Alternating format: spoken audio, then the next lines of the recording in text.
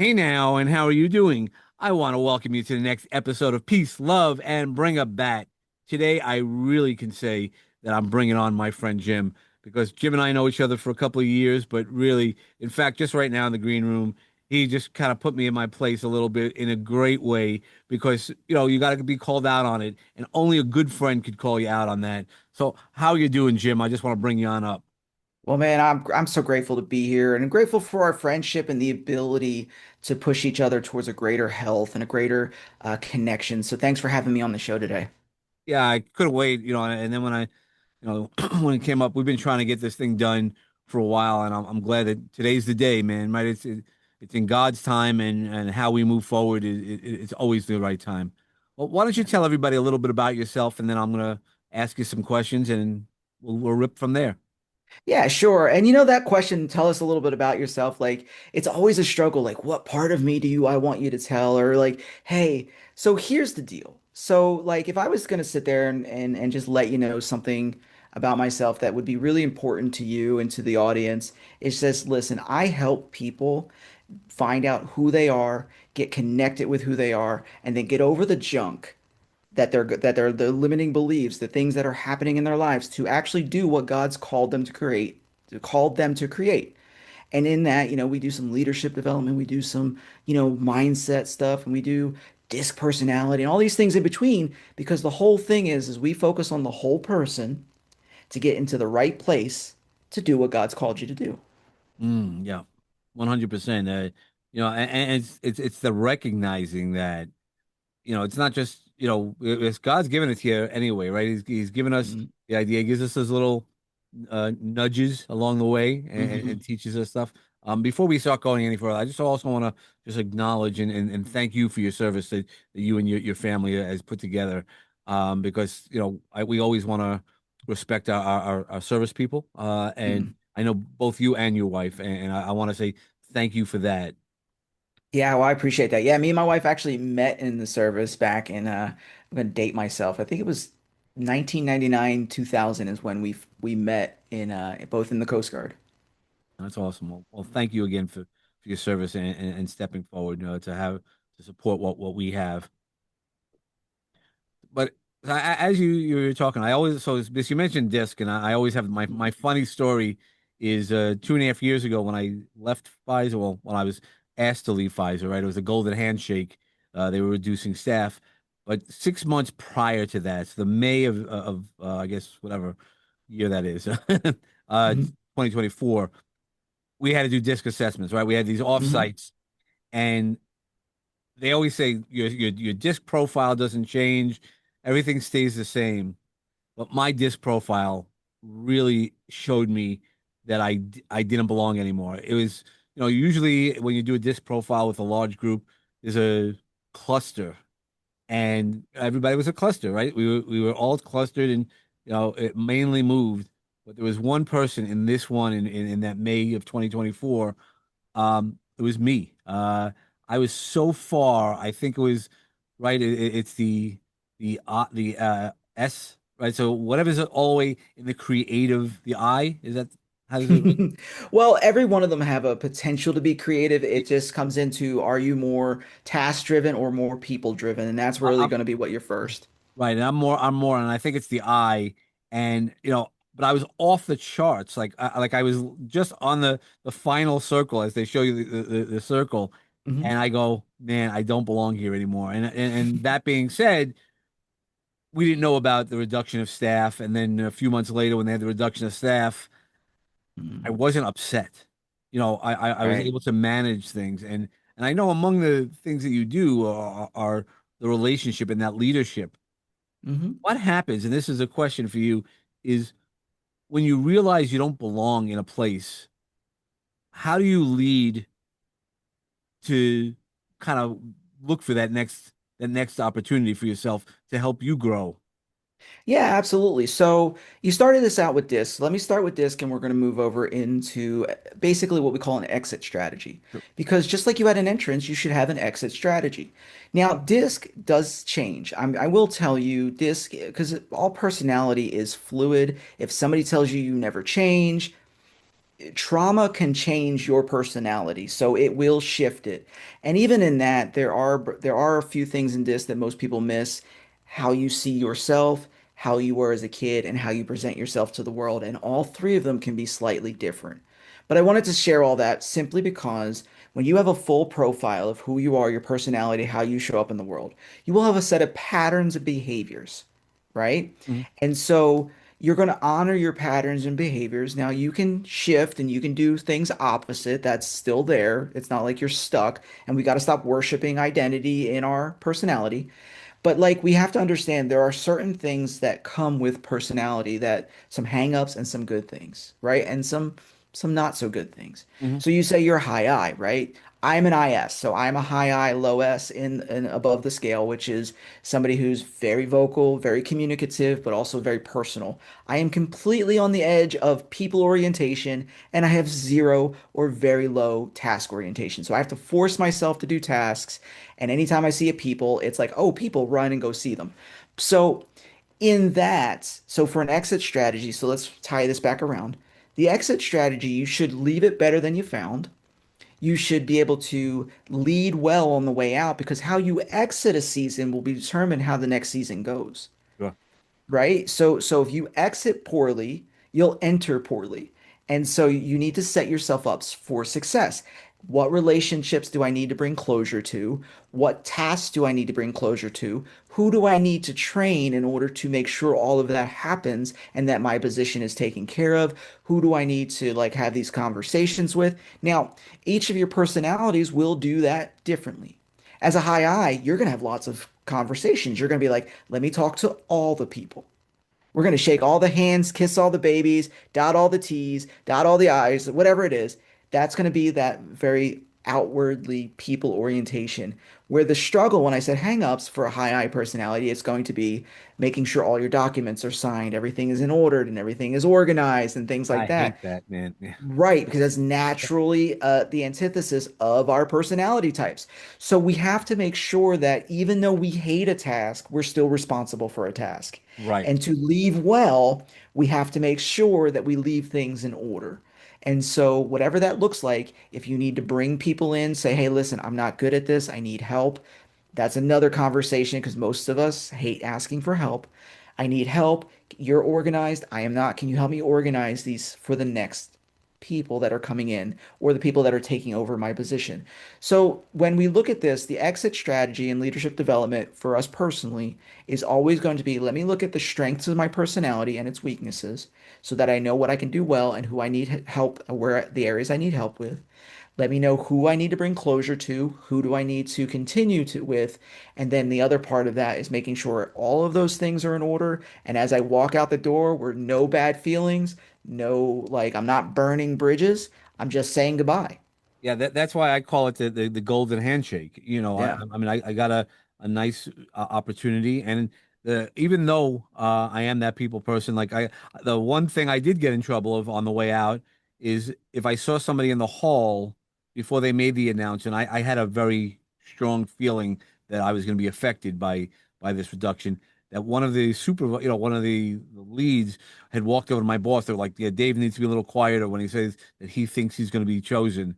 Like, I did think I was going to be Right. chosen. Like, if the only time I got to see you, Jim, was in the hall, and you're not a normal colleague. You're not based out of New York. Right. When I was working in New York, if I got to see you, I'd be like, hey, dude, I just want to say it's been great working for you. With you. I think I'm going to be affected. I don't like just that email blast which I did as well, is saying, hey, whoever I missed, I apologize. I'd love to connect with and Yeah. and that's me, but that's not where everybody else is, and Right. and that's it. But I knew my lack of disorganization, and I embraced that because I left them a map. Like when I sat down with my boss, and he was like, "Oh, you really have everything nailed down." I go, "And Hmm. anything I didn't, please call me." Like Yeah. I don't ever want to. I've never left a job with don't worry about it. It's not my problem anymore. If it's something Hmm. that I can give, if it, and that's what I've always done. I've always made that handshake as well, Right. work really well. Yeah, that's great. You know, one thing I think from a leadership perspective, and I can understand where they were coming from because that what the when you have a big, announcement where everybody could be affected, right? Yep. Whether you're the one being let go or the one staying, you're going to be affected. And a lot of leaders will try to damage control and minimize fear and anxiety and conversation until after the fact and then allow it. I can see it both ways. Like I'm totally with you. Like I would be like, "Yo, I'm probably out the door. Have a nice life. Loved you. Peace out." But I could see why they would Well, both sides of it. but Yeah. everybody was all ready. So like once they made Yeah. announcements and they kept on pushing it out. Originally they had said, it's going to be October for whatever date, and then they pushed it out another week, and everybody's Yeah. worried about it. And I'm like, I'm going to take the position of I'm not going to worry about it. That's Yeah. also was my mindset, right? That's where again Yeah. I didn't belong anymore. I mean, and I love the job. They were great people. Even the person who was upset, great person. That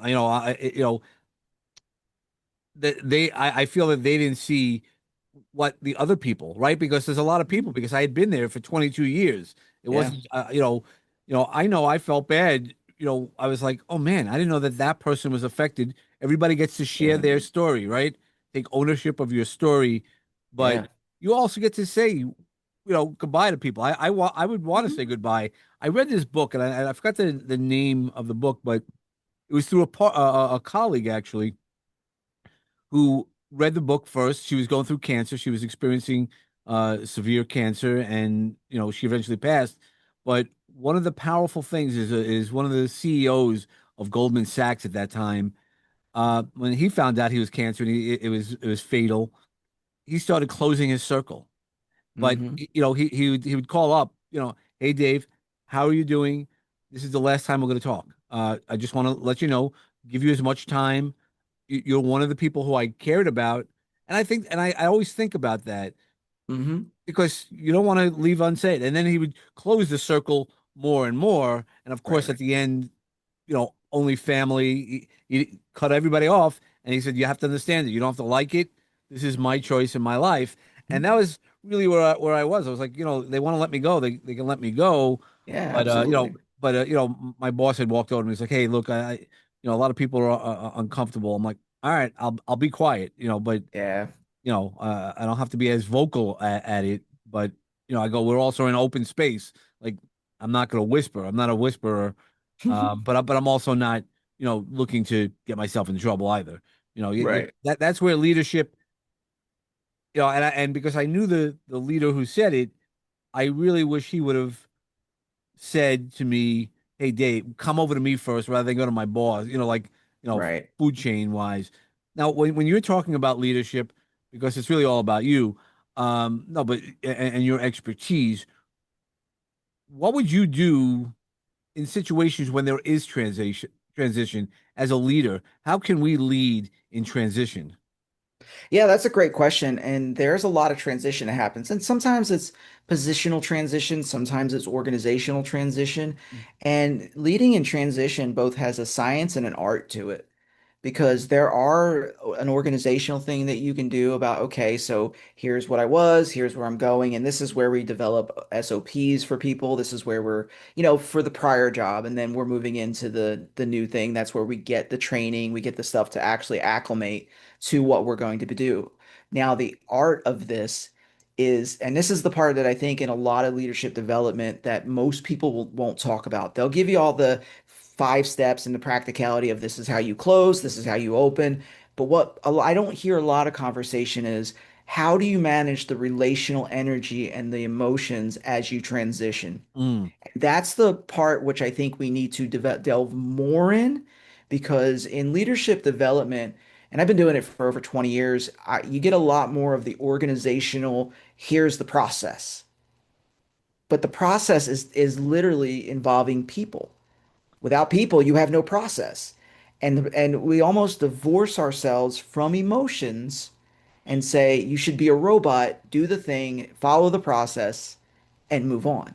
mm, But that's not how life works. So like when I was pastoring a church, when we stepped down, it was the best decision that we could make for our family at the time because We had spent 7, 8 years with them, but my wife's health was deteriorating, and I knew she had to get to a different city. So we had to move cities to get the care she needed, or she wasn't going to make it. Mm, End of story. She just wasn't. And so I had to basically step away from something I was building for 7, 8 years with people that we died on hills together. We served. I mean, we got the muck, the mire, the blood, all of it, right? So these are people that you like this. So when I was saying I have to leave, people were hurt. sure.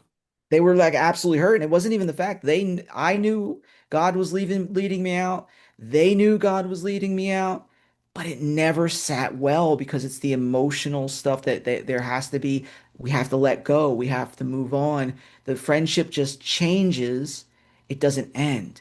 Like people have a hard time with transitioning and redefining relationships. Sure. People have a hard time letting go of what was. And I think that's a lot of times where we get a lot of relational problems is most times people will be judging you by the version of you they knew and felt comfortable with, and they 100%. walk away from the new version of you that they're not comfortable with.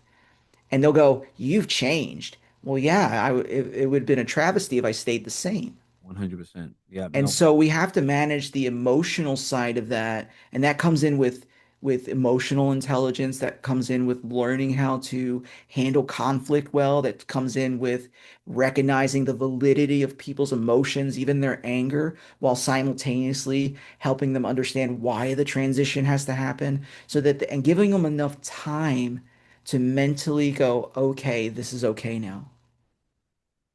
yeah, no, what and so how would uh, how should you or even somebody receiving the leadership, prepare ourselves mentally with transitions? Because I think when you're able to transition, I mean, again, with my parents, when each one of them passed away, I was able to say goodbye in the way that needed to be. And I know not everybody gets to do that, but Right. even with the job, that's to me was how I was getting through the grief of that part is I was mentally transitioning. Hmm. How give us some thoughts on the transitions and how better to mention those transitions. So I think the first thing that when you finally realize that you are transitioning and as a Christian, we definitely are led by the Holy Spirit when we pray. So sometimes we get the inclination that we're moving out, we're leaving a church, we're stepping down, we're moving cities, things like that. Sometimes if you're not a Christian, you get this like you were saying earlier, I just didn't feel like I belong there. Mm, You get these kind of senses and this different things.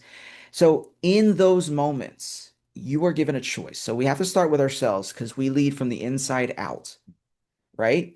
We're given a choice. How am I going to respond to this? Am I going to respond from a place of my trauma, my unhealed hurts, and my undealt with emotions and all these things, or am I going to respond from a healthy place? And if I'm going to respond from a healthy place, now I have to practice what psychology calls radical acceptance. I've got to accept that the thing that I was building, the things that I was doing, the things that I gave my life to is ending, or at least mm, being redefined and changing. I have to accept that. And radical acceptance again means not only do I have to accept the chaos of my own emotions with it, I've got to accept other people's. Now, I don't have to accept the vitriol if they're attacking me. I don't have to accept the, nasty comments or anything like that, but I have to recognize and accept that they have those strong emotions because of the change. And the change wasn't about me. The anger wasn't at me. It was at the fact that what they held on to is shifting and people don't do well with change. So the first thing we always want to make sure is if to make the decision, do we just go to the patterns of unhealth if that's your life, or do we choose to be healthy? And if we do, it comes into that radical acceptance. That's the first and foremost is I've got to do that. Now I have to go move forward into the next thing. How do I have a conversation? mm. Yep, and that was my next question. So how do we do that? And I know you have, faith is a lot of your faith helps Mhm. you guide yourself through it. But how do you grab that faith and focus to then create that new path to, from being called, from where you are to where you need to be called to and take those actions. Yeah, so the beauty about a lot of with faith, so a lot of times, and if your listeners may be a Christian, may not be a Christian, may understand it, may not, there's a few things that we can look at. Number one, the Bible really does get into the character, the integrity, the honesty, the things like that about how, building ourselves up in those particular things, the joy, the long suffering, the patience, the perseverance, the endurance, like developing these internal characters. Mm, And so when we're living or moving into transition and we want to have these conversations and we want to have honest conversations, we have to live first and foremost by the character we're developing. Because there are people out there that are like, that's it, have a nice life and walk out the door and never care. hmm And that's not okay because you're basically telling people, I didn't really care about you. You built my thing and now I'm out. So we have to first and foremost live in integrity, live in honesty. And in that integrity and honesty, we have to recognize others' contributions to what's changing. Sure. You know, people gave their lives to something with you, and now we've got to recognize that. We've got to make sure that they understood that they were important, that we built this thing because they were involved. And we honor that and we recognize that. And then we help them see why it has to change. And we give them the space to say, okay, go take some time, go process this. Because there's a lot of people that want to go, hey, do this, do this. Okay, give me an answer. Let's do this. Okay, do you get it? But what we forget, what we fail to recognize is anytime there's a massive change, we have to grieve what has died. 100%, because you have to fill it, right? Yeah.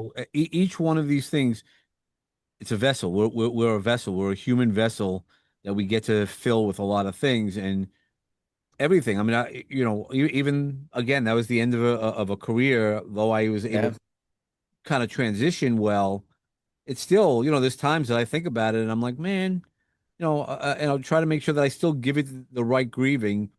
Doesn't slow me down, but some of that is because I knew that I really didn't belong. Like you feel you didn't belong, and then when you see Yeah. something and you see again, it was like 100 people, and you're like, there's this one DC in the corner, and I'm like, man, I'd hate to be DC, and I'm like laughing at it, and I was with some other people, and they're like, is that you, DC? I'm like, you guys know me well enough. Do you think that's me? And I go, again, not looking for it.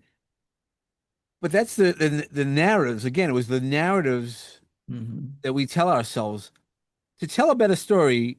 You know, how do we shape and how do we look at those so we don't keep repeating it? Because that was, because I use the Phoenix metaphor a lot of times, and people like, man, I just want to stop being in the ashes all my life. And I go, well, what story? Like for me, I have learned how to still fall in ashes. That's life, man. No matter what we Yeah. do, we're gonna have some things, not the same ashes. I am better prepared today for the Dave today, and I wish I was the Dave today years ago when I needed somebody or I needed the Dave then. So how do Right. we kind of stop those narratives within ourselves to kind of grow through the things to stop repeating what we really don't want? Yeah, so, I love that you use the ashes, and I even love the phoenix metaphor, because I love mythical animals and mythical things and stuff like that. Studied it for a while. And you always look at out of the ashes rises new life with the phoenix. The phoenix has to die for it to be reborn. The old It version of doesn't it die. has to, like the whole mythology around the phoenix is it's immortal, but in order for it to continue on with its immortality, the current version has to die so it could be reborn into the new version. It has to transform. It doesn't die. Yeah. And, Right. it gets into ashes, and that's where people assume it dies. And Hmm. the really powerful part about that is, I go, do you know what turns the ashes to the next version of the The phoenix? fire. Well, it's the fire, but it's Mhm. a spark of God. And when I read that, and the really interesting part also, so I've done some research around it, is no matter what, it's not always called Phoenix, but there's in so many cultures across the world. So that's where I always go, I don't know if it's mythical or not, because it's, all these stories of this bird. It's mentioned a couple of times in the Bible. So, again, what are we looking for? But I push back just that I'd love your opinion, is that's what we all have to look for. That spark of God, that what or whatever you call within yourself. Yeah, absolutely. So, I think first and foremost, I don't ever remember reading a phoenix in the Bible. So you may want to shoot me over that message because I would love to see that later. Because I don't ever remember seeing that in the Bible. But a lot of cultures do share it. Yep, But just because a lot of cultures share a similar story doesn't make it true, but it has an air of truth in it. correct. Now, so the before we get all into like off in the weeds and start like getting into because I could go on mythical animals forever, dude. Like I could sit there. That could be a whole other that could be a whole other Yep, show. right, right. We So, can nerd out so, on that. Yep. but I'm a Bible guy. So, like for me, Christ and the Hmm. centrality of my life, and the beauty of the Bible, and it goes really well with your story. It says it gives us beauty for ashes. Mm, There's a beauty that God is restoring, and the whole story of the Bible is a story of restoration. That which was burnt and taken down to ashes will be restored. There's beauty given for ashes. And I think, going into the greater conversation of what we're having, when that old version of ourselves has to die, has to go away, because you can't enter a new season with an old version. You right. have to begin to shift. You have to begin to transform. You have to begin to making those things. Your question came back to how do you get rid of old stories? How do you change them? And this is going to perfectly go into it. It takes time. I want you to understand this. You're not going to wake up and say, I don't like that story anymore, and suddenly the story is over. That's not how that works because many of you have been telling stories since you were 2, 3 years, 4, 5 years old, and now you're 45. You've been telling the same story 45 years, 40 years, and a lie told long enough becomes the truth for you. Sure. And so, if it's ingrained as a truth, even though it's a deception, it's a lie, but you believe it to be true, you have to spend time in order to unravel that truth or that deception, and you got to really confront it. And that's the first thing in that is like when I wrote this book, it's really about the first thing that we have to do, other than self-awareness. We have to realize that, yeah, I'm lying to myself. That takes some humility, that takes some like 100%. standing up in courage because it takes a lot of courage to realize, wow, I believe that my whole life and that is an absolute falsehood. That takes a lot of courage. And but the first honest truth is to confront it. Most people don't want to confront things. Most people are nervous to confront things. But Sure. you will never change what you don't confront. 100%. And so, like, in order to do that, we've got to recognize the lie. Then we got to start dismantling it and say, well, why did I believe that? Like, what were the situations, the challenges that caused me to believe this as a truth? For instance, like I opened up the book with a story when I don't know, I was in high school. I was in the beginning of high school. I wanted to be a music education major. I wanted to be a music education major. I wanted to be a performer. I was a trumpet player. I was good. I was like, yeah, I loved it. I loved music. And some very important people in my life decided I was smart enough to be a doctor, and they decided they wanted to choose my life for me.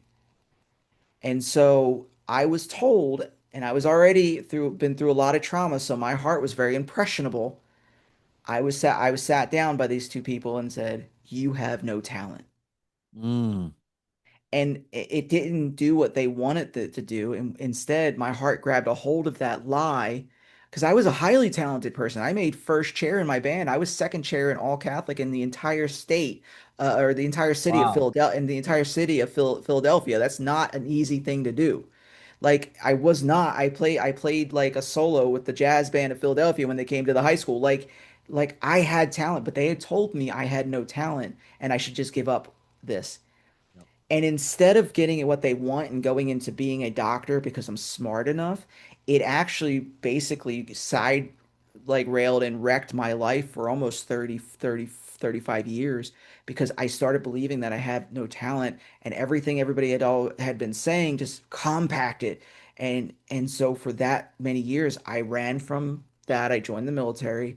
I ran from everything. I ran from God. And I just believed for a good portion of my life that I couldn't do it. I had no talent to do it. I was never going to be good enough.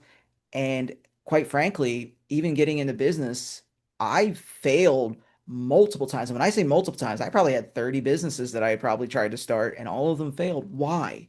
Because I didn't have any talent. Mhm. And so now all these failures are doing what? Confirmation bias. They're Right. showing me the lie that I had believed. And the problem with that, I had believed the lie, so I was self-sabotaging everything, which caused the vicious cycle. Yeah. And so the first step is to take a look at that and being like, wow, I have to take personal responsibility for this because I could have believed something else, but I didn't. And when you're a teen, it's hard not to believe that stuff because your heart just is so malleable. It grips it, it believes it, and you start telling yourself it, and then you spend a lifetime and that confirmation bias comes in. And now you have to confront the very things that you've believed, and now you have to say, I've lived the lie my whole life. That's why I say it takes courage.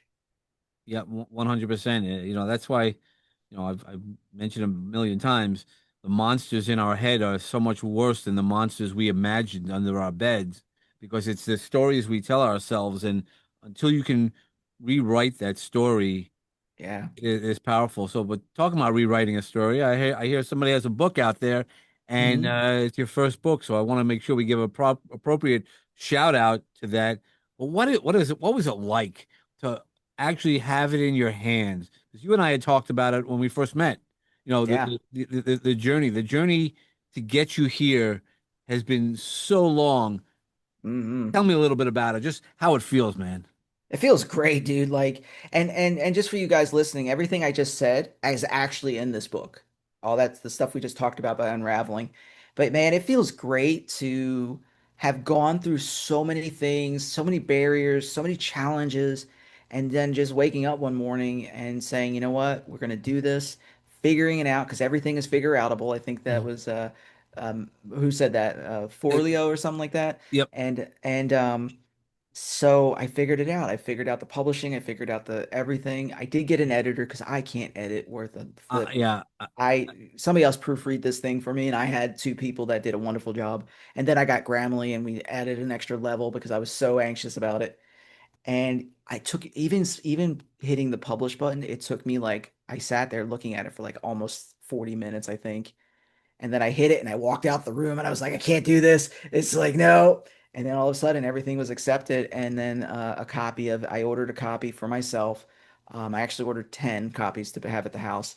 And sure, and have it in my hand and just be like, man, I can't believe it's here. It's a wonderful feeling. Yeah, well, so the title for people who don't see it is "Tell a Better Story," Yeah, and that's where we're really going. But the story that you love to really talk is about that relationship. But the relationships have to start with us, right? Relational leadership. But right. it's a story that it all starts with us. So all those things happen to you. You chose to believe the stories like I did. I mean, I didn't go into marketing and accounting, advertising because somebody said I couldn't draw when I was in college. They're like, you have Mm, great ideas, but if you can't really communicate it right, you're never going to make it anywhere. Well, yeah. I told them, and it led me into a whole bunch of other paths. I mean, when did public speaking in middle school, and they made fun of me because of my handwriting. In the old days, we didn't have computers to or Yep. Grammarly. Those are the things. But the relational leadership Hmm. needs to start with us because it's that trust and communication that helps change everything. And for me, it was also about self-awareness. There's a lot of times, even I hate to admit that in my 50s, I still didn't have full self-awareness. I thought everybody understood the way that I talk and they knew what I felt, but that wasn't always the case. Right. Why is all of that like a kind of like the secret sauce? When you can align your trust, your communication, and self-awareness. So the self-awareness piece is a huge thing because you can never change what you're not aware of.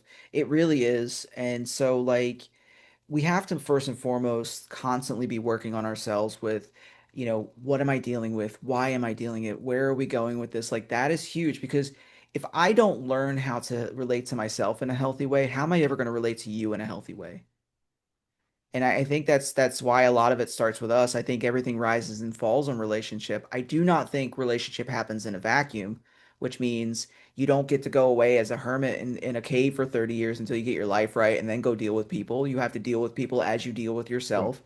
And so, like, every day I take in, like, okay, the conversations I have, how could I present it myself better? I evaluate it. See, most people think that they get wisdom because they live through something. It's not what it is. It's you get wisdom because you have evaluated the thing you've been through.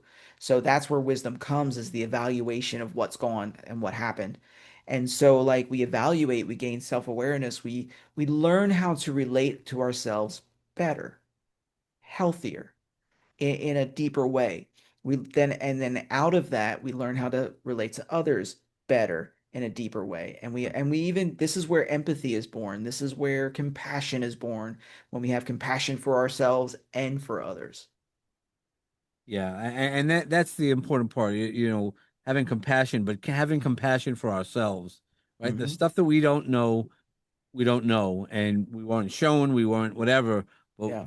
by keep growing, you then get to learn those things, and then it's your Hmm. responsibility. I mean, that's why I've always, when I've made a mistake, and some mistakes I have made more than once, uh, but I've learned at each step of the way, and that's how I know I've grown, because the things that triggered me before, or the things that I experienced, I now have solutions, and I'm helping and I'm assisting people through those type of things.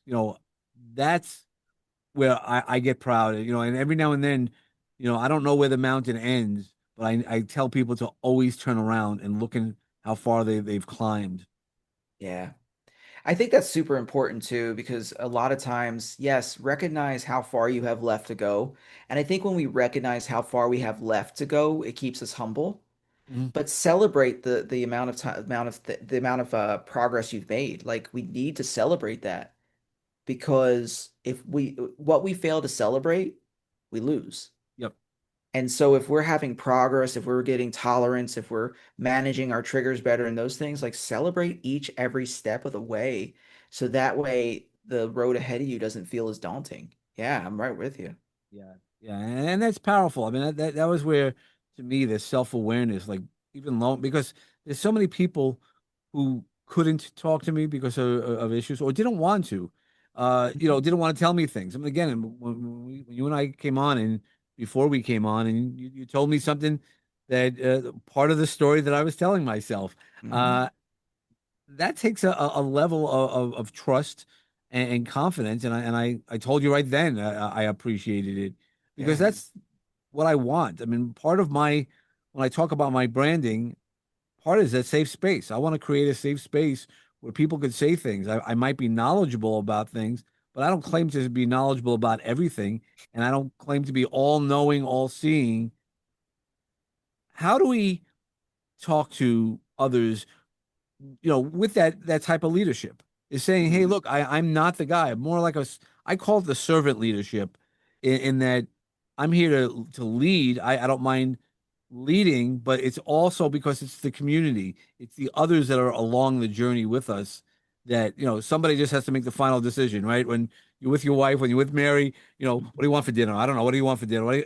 Somebody has to make something for dinner.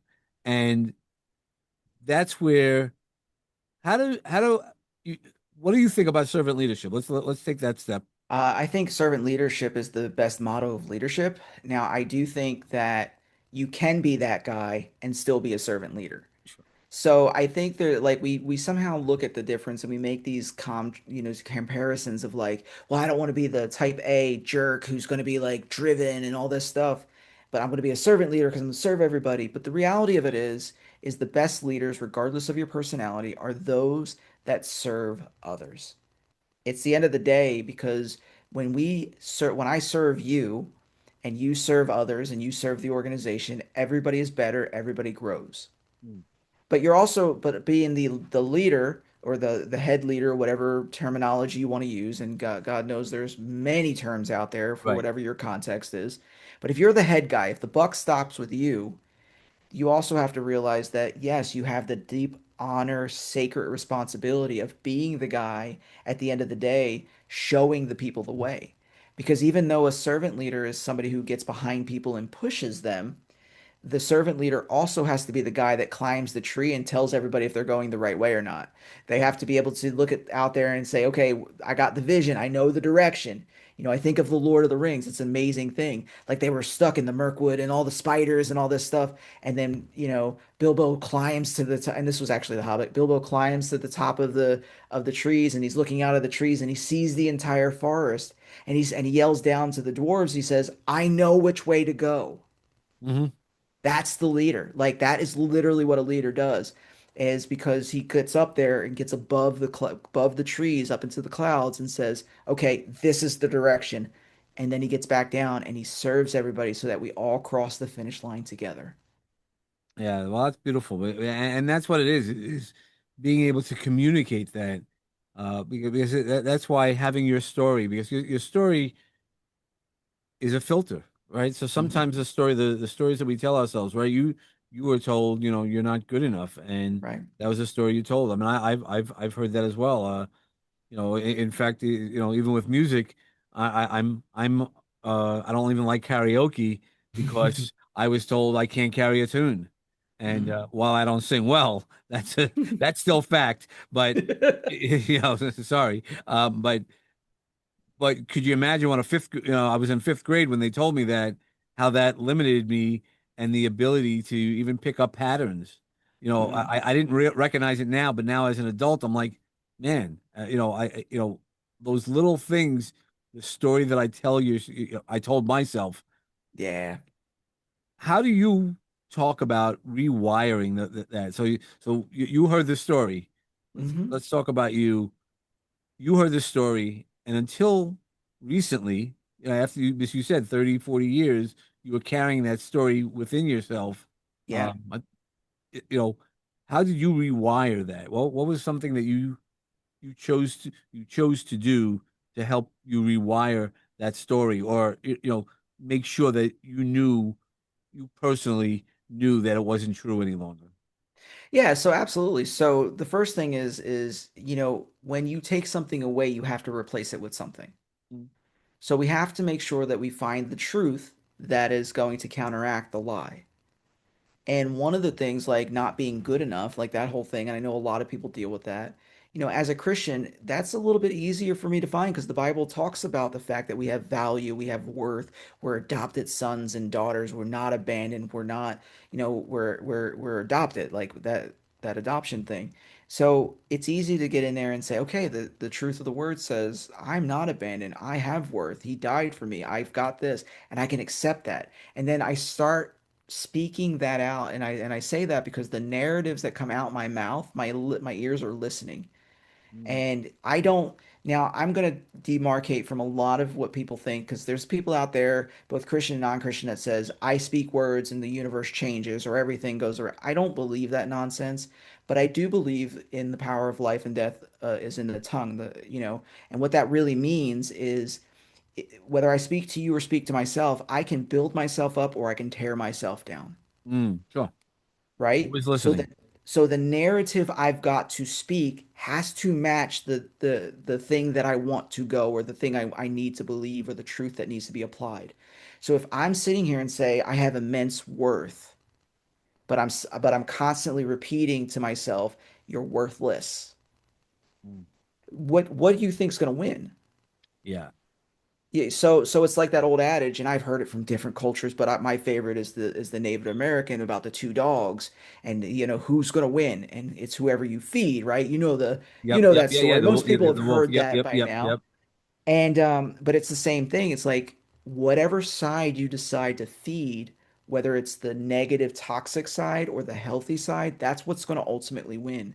So when we're telling a better story, once we discover the truth we need to counteract the lie, Hmm. we've got to start coming into agreement and speaking that truth out in a way that's going to build ourselves up to really get out there and it's like, okay, and every time we fall into old patterns, and you will, okay, that's not what the truth says.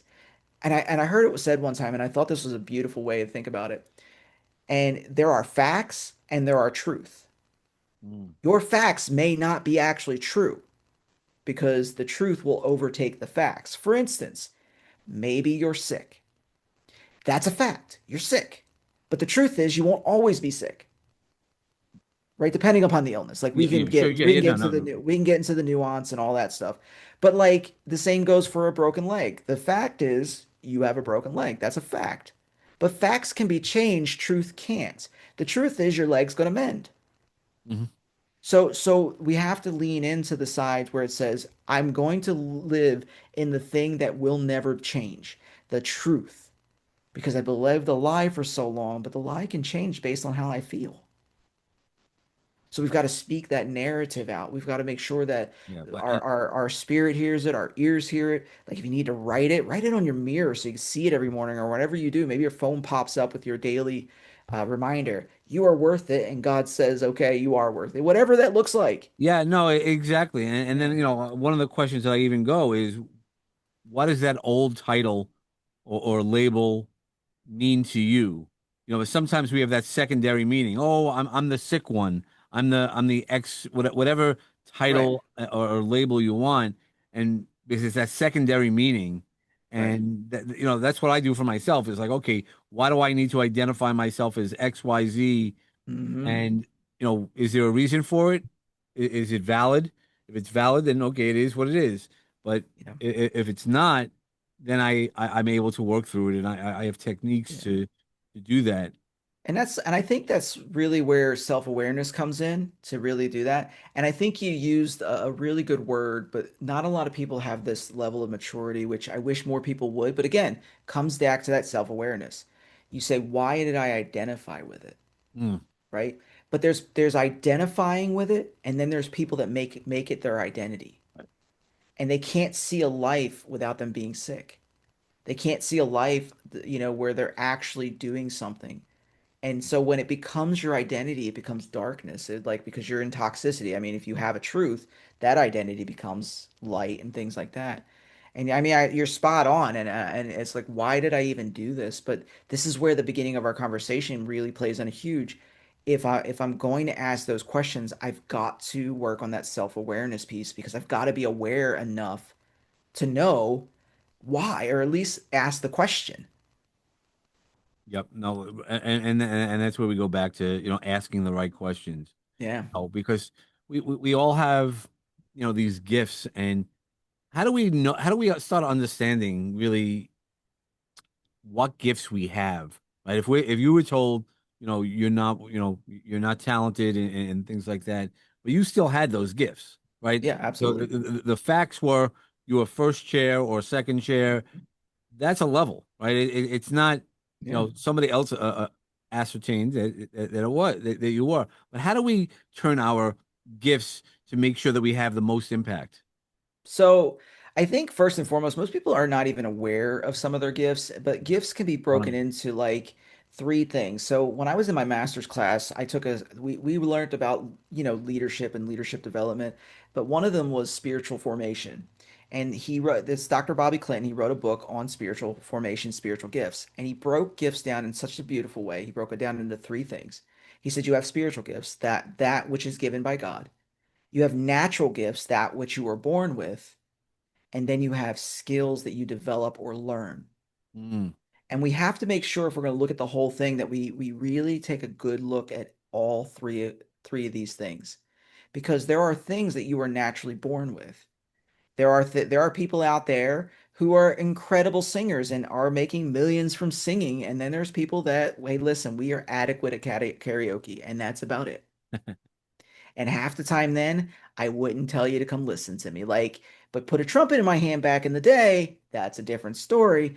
But that's what I'm saying. There's gifts that people are born with, and then there's skills people learn, and all of them are valid. And then of course, spiritual gifts. Now, spiritual gifts can be through a spiritual gift test, or when you're in a church and you can really have these conversations with mature people of the faith about that, what that looks like. Natural talents, you're going to have to do an inventory. You really have to inventory and take a hard look at what of all the things that I do well, right?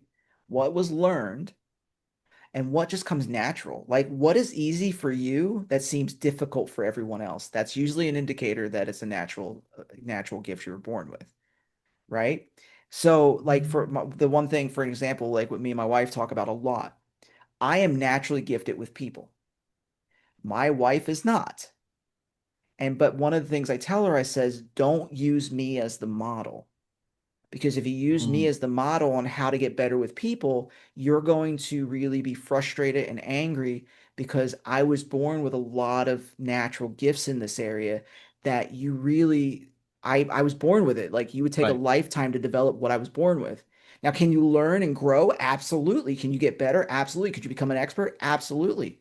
But this is where, like, sometimes your natural gifts that you're born with and your learned skills are the same and they like supersize everything and you become like this guy on steroids. You're like, brr, right? And so so that's another dynamic. But if you're looking to grow in your gift, you grow in your gift. But if you look at growing in your natural talents, or not natural talents, like your learned skills, don't look at people who are born right, natural and expect you to do that. Like if you're not Christina Aguilera or whatever famous artist, and you don't go and say, I could be her one day, and you can't even hit an E major on like just an off day, right. you're not going to be them. I don't care what you think, right? No matter most. Do you see what I'm saying? So we have to make Wow. sure of this. And we do this through inventories. We do this through self evaluations and get your inner circle. And I really, really emphasize your inner circle because here's the deal. If you ask enough people, you will get confused. Right. Right. You need to find those people that Yeah, you really trust. Who are going to tell you the things that you might not want to hear in a kind way, and right. then help you grow. Not only say it again. I'm going to go back to you, man. Mhm. You noticed something that I was saying, all right, a Right, repetitive comment, and then not only did you call me out on it, but you also then were like, well, why didn't you try to do this? Do you hear what I'm saying? right. And then I did, and I was like, yep, okay. I didn't realize the story I was telling myself, or the story I was telling myself, and the actions that I was following to make that to be true. So Right. in that instance, and I'm somebody who is self-aware, Yeah, but you're very yeah, self-aware, and I totally with you on that. And so you find people like that, like you're talking about, like in these really good, healthy conversations, you just go up to them and say, what do you think I'm gifted at? yeah, Can you really just kind of give me the thing? Because you may think you're a gifted singer, and they're gonna be like, well, yeah. You let's got have a all good conversation about that one, yeah, you So, got you get the words right. I mean that's what I've been told. They're like, well, I'm like, how do I sing? Oh, you got all the I, words. You got all the words right. I'm like, okay. I remember, and this is how I always know that I'm not. When my youngest was 2 years old and I was divorced from their mom, I would drive them back and forth from where I was living to bring them back home. But you'd sing right, with them, right? They're little kids, and we're yeah, singing. And at one time, I'm singing in a little louder than normal. It was just us. Windows are open, and she said, "Daddy, could you not sing? It hurts my ears." oh gosh, And oh, the I'm hurt. like, and it was something I knew because it was a story that I had believed anyway. But I was like, man, when a 2 year old, and she loved everything else I did. We would have good times. We would be stuck in traffic. It would be, we'd have, we made the best out of everything. But singing, man, she doesn't want me to try to sing. Uh, you know, but so just for your audience, I have never heard you sing, so we're And you not won't. gonna, and I won't, but I've never heard that. Yeah, But yeah, man, I like you. I like Mary. Man, I won't sing. I promise. I will not damage your ears. Yeah, No, you know what? That's fine. I don't want to sing either. But yeah, kids are like the ultimate equalizer, man. They don't care. They have no yeah. filter. Like, you want to know what you're good at? Ask a teenager or like an older kid or something. They will let you know. Yeah, 100%. Well, you gotta. I would say you have to ask the younger kid because a teenager isn't gonna like anything that you do, Yeah. and until they get older. I hear when you get older, my Yeah. kids, man, they roll their eyes. They do all that stuff. Believe me, I'm blessed. I thank God all Yeah. the days for them and their lives. Now, I know we're gonna round up the getting towards the end of the episode, but I have everybody, and you've given us so much advice. I have everybody walk into my magic garden, and if you can plant one more seed of advice, of something that you'd like the audience to share or know a little bit more. So the thing I would tell you to the listener and in your garden, and we would plant the seed of wisdom in your hearts. Take your time and process properly. There is no race. There is no like you have to be the first on the finish line. There is no like if I have to do it in 35 days and you know what? That hustle culture thing is just going to burn you out and just kind of put you in the grave early. Yep. Now, there's like your health, take it the most important. It's the biggest priority, emotional, mental, physical, all of that. And just realize that as you work through things like Tell a Better Story or when they listen to your podcast for the mental well-being and all that stuff, it's like have the compassion, have the empathy on yourself, and realize that life starts one step at a time, and every step is a victory. And if I get a step back, the great thing is I wake back up the next day and I take the step and I take the step. And the only time that you ever fail is if you quit, give up, and never do it again. And that's when you fail. Keep moving forward in the direction you feel most aligned. Keep getting up. Dust yourself off, have compassion, and realize that with every step you're winning. That is awesome. Keep moving through everything, right? The Churchill's old comment, if you're going through hell, keep moving. Yep. Okay. Well, thank you so much. How can everybody find you, Jim? Yeah, leadwithjim.com. It's my website. You could pretty much access like almost everything there. And then at Lead with Jim on most platforms. All right. Well, awesome. I definitely will, put that in the show notes. And thank you so much, my friend, for all this, just bringing you. It really is a gift for me to get to spend some time with you. Same here, man. Thanks for having me on and a wonderful conversation. Okay, well, thank you. And for everybody else, as always, I hope you enjoyed the conversation, found a lot of seeds and all the knowledge that Jim brings. And that's just a scratch of the surface. Pick up his book. We'll make sure that's also in the show notes, but also make sure you live your life full of peace and love as your foundation. Start there, whatever that means to you, however you do that. And then when you bring your bat, bring those awesome thoughts. Be authentic like Jim. And I hope you all hit your sweet spot. Thank you so much.